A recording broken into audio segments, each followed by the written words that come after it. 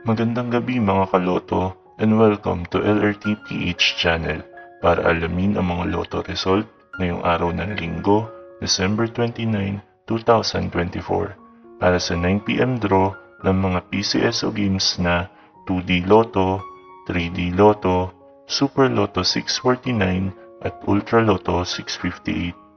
Pero bago ang lahat ay huwag kalimutang mag-like, mag-comment at mag-subscribe para updated ka sa daily lotto result ng PCSO.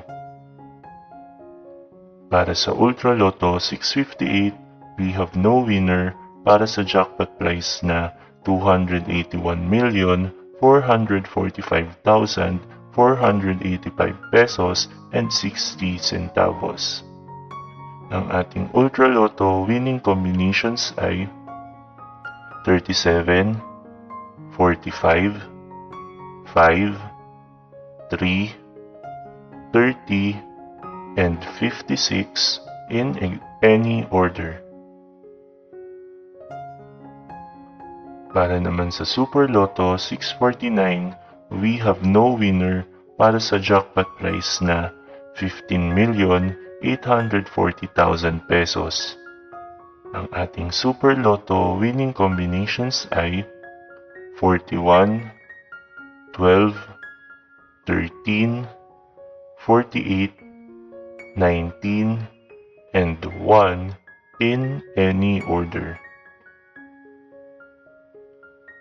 Para sa 3-digit Lotto for 9 PM draw, ang ating winning combinations ay 7, 4, and 8 in exact order. At para sa 2-digit Lotto for 9 PM draw, ang ating winning combinations ay 17 and 6 in exact order.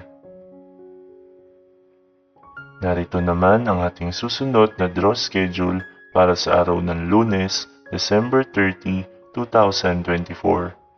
2D Lotto at 3D Lotto para sa 2 PM and 5 PM draw at 2D Lotto, 3D Lotto, 4D Lotto, Mega Lotto 645 at Grand Lotto 655 para naman sa 9 PM draw na mayroong estimated jackpot prize na 54 million pesos para sa Mega Lotto 645 at 29.7 million pesos para naman sa Grand Lotto 655. Congratulations to all the winners at marami pong salamat sa inyong panonood at patuloy na pagsuporta.